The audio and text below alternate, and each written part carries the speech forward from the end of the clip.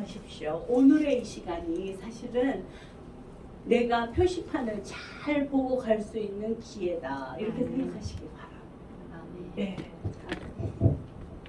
우리가 역기능의 정서적 고통의 결과가 어떤 거냐면요. 통제하려고 한다는 거예요. 놀랍게도요. 여러분들은 모든 상황을 내가 통제해야 된다고 생각합니다.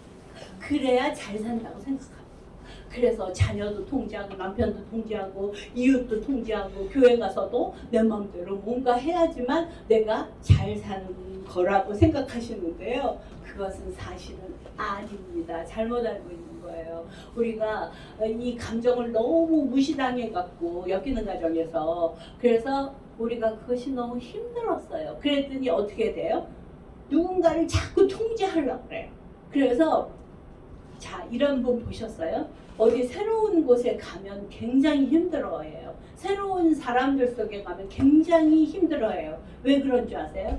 내가 통제해야 되는데 통제할 수 없는 상황에 가는 거를 너무 힘들어해요. 그래서 어디 새로운 곳에 오세요. 그러면 네, 빨리 갈게요. 그런 사람도 있지만 대체로 다 가기 어려워해요. 왜요? 주변을 통제하고 싶어서 그렇습니다. 그래서 또 통제에 대해서 그래서 강박적인 충동을 갖고 있어요. 두 번째는 뭔지 아세요? 우리가 이 감정을 무시하는 거를 배웠잖아요. 그런데 너무나 놀랍게도요. 그 감정이 무시당했을 때 아픔이 어디로 갔어요? 없어졌어요? 아니에요.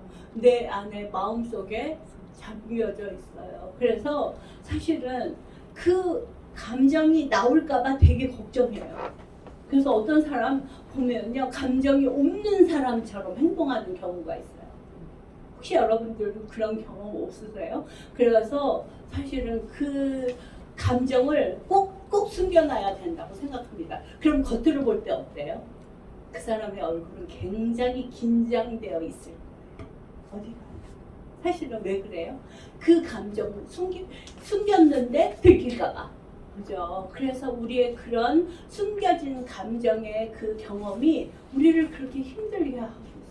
그래서 우리를 막 통제하라고 그래요. 그런데 자 보세요. 우리가 어린 시절에 나는 잘하고 싶었지만 이 주변의 어른이나 아니면 부모들이 그 잘하고 싶은 마음을 인정해 준 적이 있나요?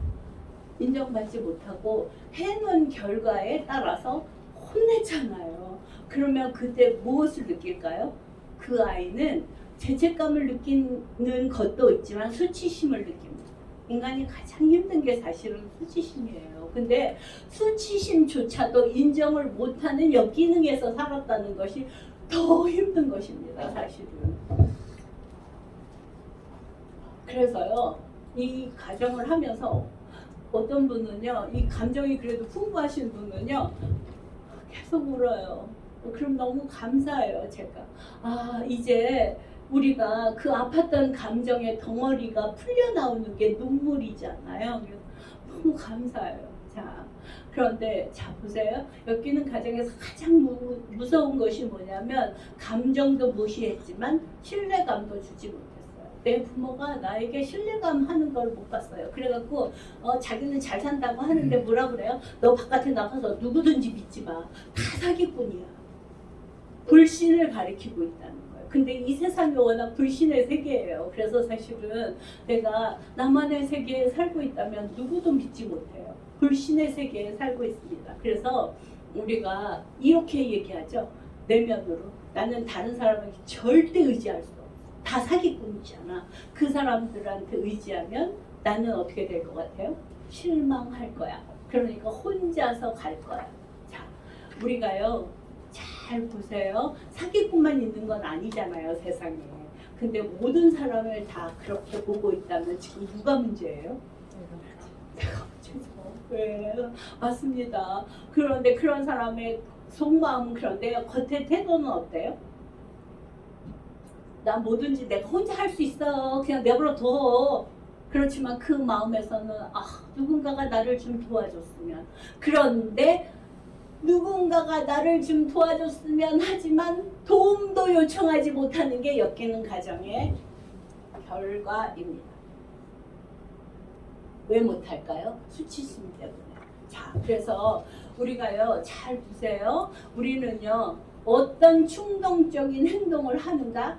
충동적 행동은 어디서 나온다고요? 강박적인 생각에서 나오는 거예요. 꼭 이래야 돼, 통제해야 돼, 이런 강박적인 행동에, 사고에서 충동적인 행동이 나옵니다.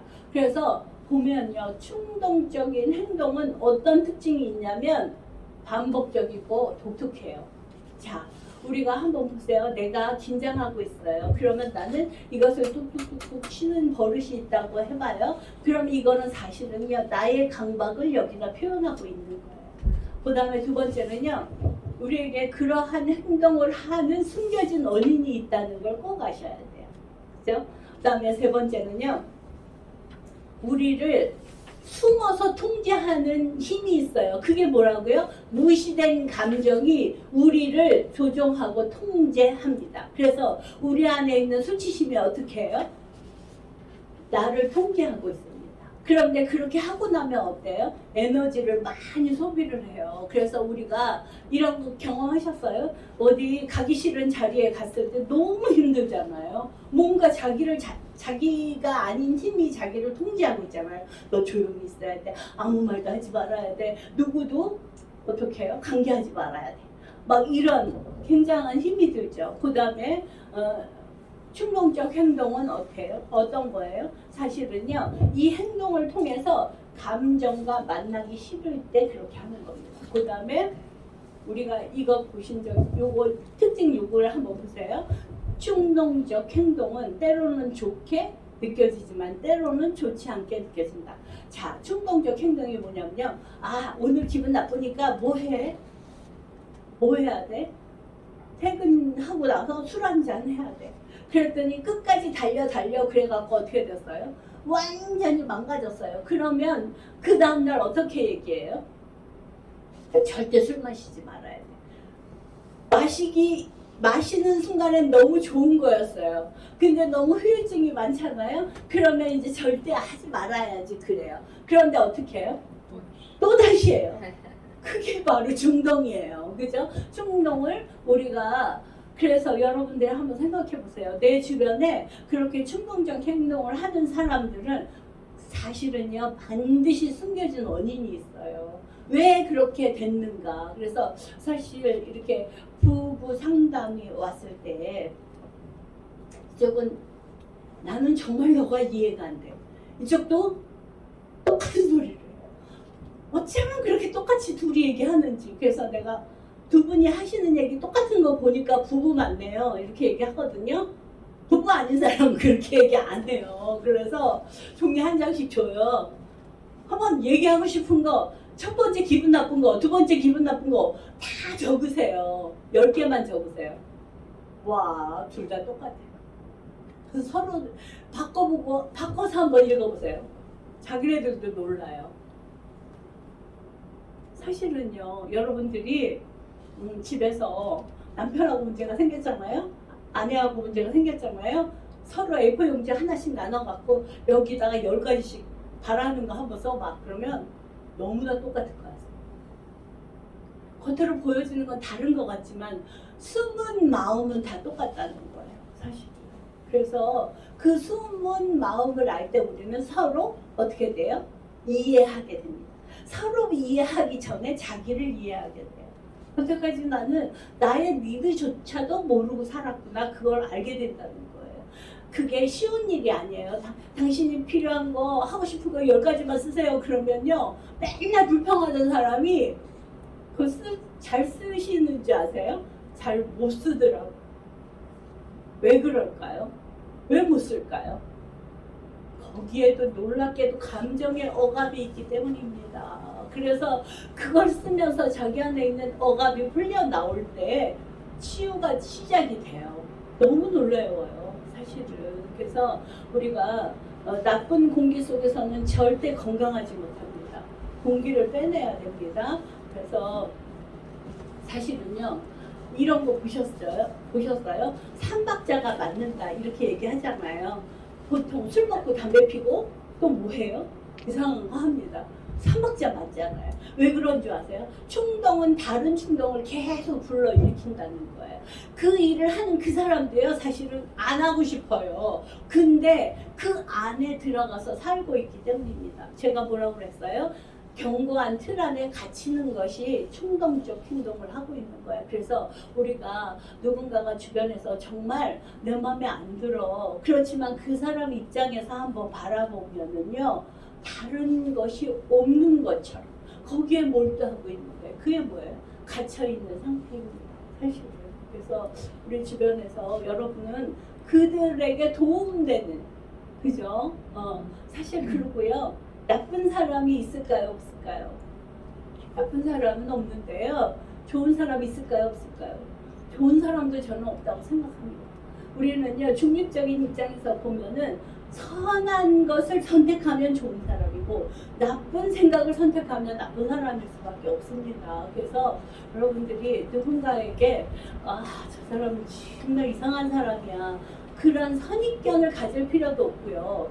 이 사람은 정말 훌륭한 사람이야, 그런 선입견을 가질 필요도 없습니다. 사실은요, 그렇게 할 때 나의 인식과 판단이 제대로 기준 틀을 만들 수가 있습니다. 자, 그러면 그 기준 틀이 누구일까? 그것은 참 중요하죠. 자, 그래서 우리는요, 중독되어 있는 사람 많이 보시잖아요. 그죠? 뭐에 중독돼 있어요? 제가 계속 알코올 중독 얘기했고요. 약물 중독, 흡연 중독, 담배 중독, 그 다음에 거식증, 폭식증, 사실 다 그거. 그런데 중요한 게 일 중독입니다. 일을 안 하면 큰일 나는 사람이 있어요. 왜 그런 줄 아세요? 자기를 갖다가 멋지게 보이려면 일로 성공해야 된다고 생각하기 때문에 그것도 하나의 중독이에요. 그것이 강박적인 사고에서 나오는 거거든요. 그런데 제가 이제 저를 보면서 생각했어요. 저도요, 그게 있어요. 책을 안 보고 있으면 내가 큰일 날 것 같다는 생각이 드는 거예요. 강박이잖아요. 그래서 이번에 제주도 가서는요, 그냥 다 풀어놓고 나 아무것도 안 해도 돼. 나 지금 이러한 강박, 뭔가를 해야 된다는 강박에서 노인받고 싶다. 그러면서 지금 그러고 있습니다. 그리고 보면은 우리가 여기 섹스 중독 나오잖아요. 외도입니다. 사실은요, 놀랍게도 외도하는 사람들이 많잖아요. 왜 그래요? 그것은 사실은 다 역기능에 전수된 감정이기도 합니다. 그런데 그 역기능에서 무엇을 전수받았는지 아세요? 엄마에게, 아버지에게, 특히 엄마에게 사랑을 받지 못해서 안정애착이 안 되고 불안정애착이 된 사람이 다른 따뜻한 가슴을 찾아가는 게 외도예요. 그래서 사실은요, 남편이 외도를 한다 그랬을 때 외도의 행위에 초점을 맞추지 마시고 그 사람의 마음을 한번 들여다보면 너무 허전한 거예요. 그러다가 그것이 중독이 돼버리는 경우도 굉장히 많거든요. 그래서 사실은 그 감정의 이해가 이렇게 중요합니다. 그리고요, 인간은요, 먼저 느끼고 생각하게 되어 있는 거예요. 생각하고 느끼는 게 아니에요. 사실은요, 먼저 느껴야지만 인간이 제대로 살 수 있는 거 아세요? 자, 우리가요, 이런 거 만졌을 때, 이거 차갑다? 이렇게 느끼는 거 하나님께서 주신 그 느낌이거든요. 이런 거 없으면 사람이 살아있는 게 아닙니다. 그래서 우리를 보호하시기 위해서 우리에게 감정을 주신 거예요. 그래서 그 보호막을 어떤 것을 가질 것인가, 이것이 치유의 한 방법이기도 합니다. 그래서 사실 보면요, 도박 중독 요새 너무 많잖아요. 정말 이 도박 때문에 사람들이 자살도 하잖아요. 그죠? 그 다음에 운동 중독도 있어요. 정말 중독적으로 운동장에 가 있는 사람도 있고 쇼핑 중독도 있습니다. 아마 주변에 이런 사람들 너무 많이 보셨을 거예요. 건강 염려증 때문에 또한 운동 중독에 빠진 사람도 있죠. 그래서 우리가 한번 생각해 보세요. 이것 말고도 다른 충동적인 행동은 나한테 없는가?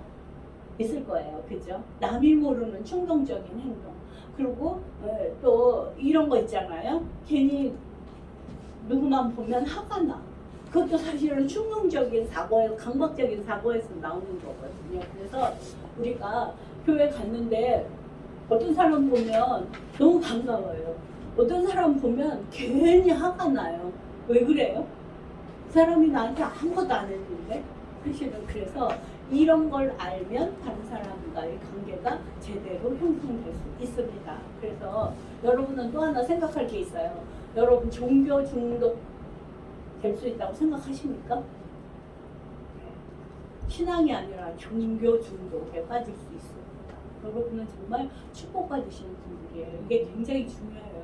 제가 아까 얘기했잖아요. 표지판 잘 보고 따라가시면 됩니다.